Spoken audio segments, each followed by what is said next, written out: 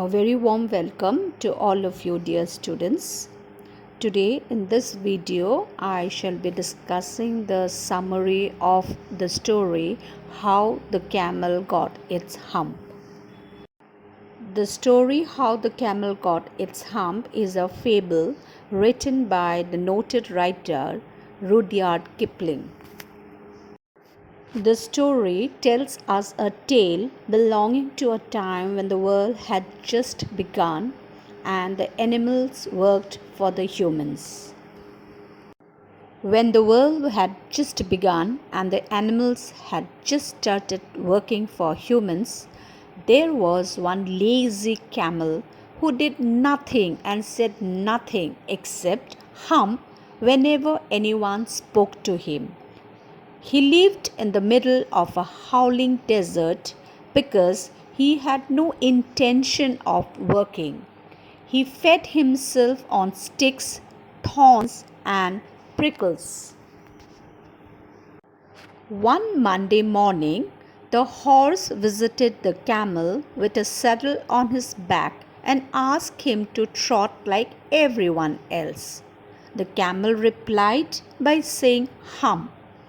The horse went to the man and reported this to him. Similarly, the dog came to the camel with a stick in his mouth and asked the camel to come and bring back things like them. The camel again replied with a hump. The dog told all this to the man. Then again, the ox went to the camel with the yoke on his neck and asked him to plough like the rest of them.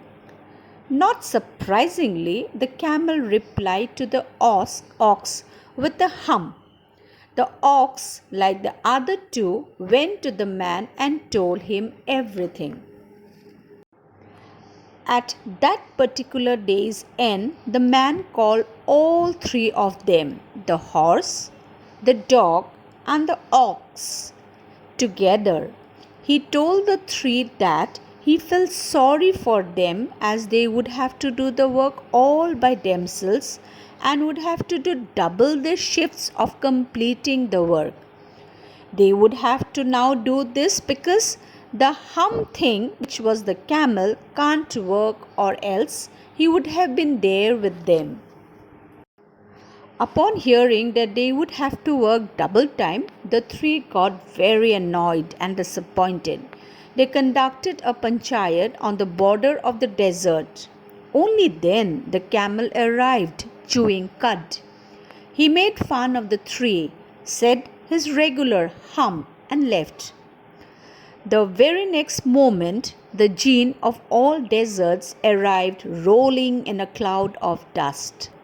The horse asked the jinn if it was okay for someone to spend all the time doing nothing.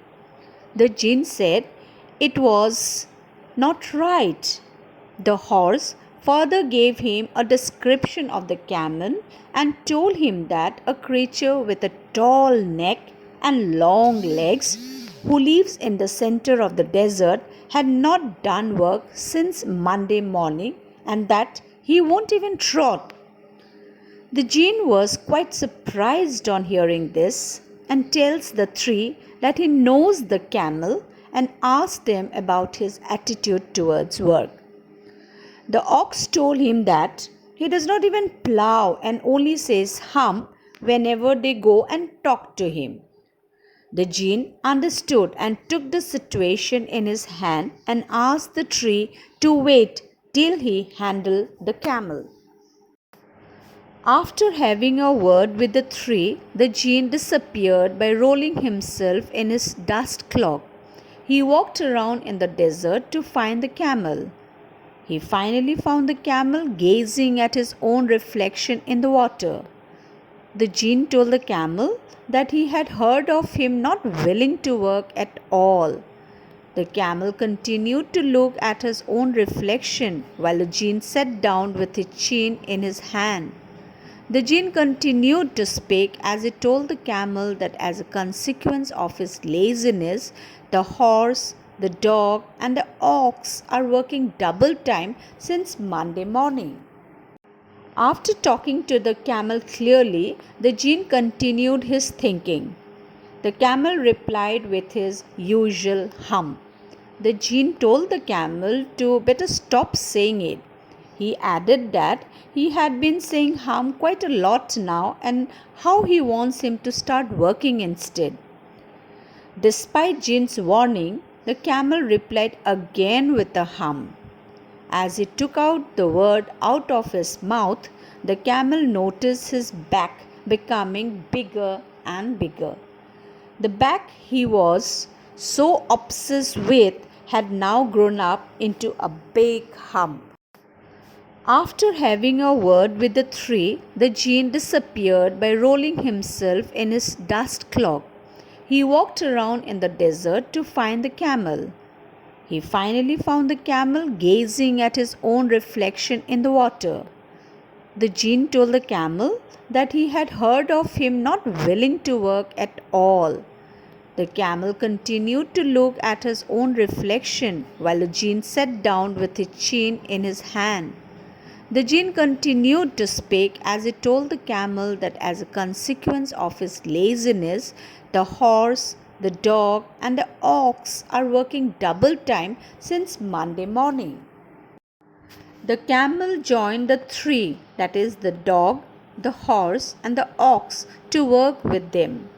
Since that day, he always carries his hump now, which we call it as hump, to not hurt the feelings of the camel. Despite working, the camel has not been able to compensate for the first 3 days when the world began. Also, he did not learn to behave properly. The writer's opinion of the camel remained the same as it was in the beginning of the story. The camel is still a lazy animal who had failed to compensate for the first 3 days he missed working. He still makes fun of others. Thus, the writer has said that he has never yet learned to behave. In the story, Rudyard Kipling brings out the theme of laziness effectively. The main idea here is to make the readers understand the importance of hard work. Laziness will not lead us to success. In fact, by avoiding work, we will end up piling lot more than we can do. We also learn from the story that all living things must work hard and laziness is not a good thing.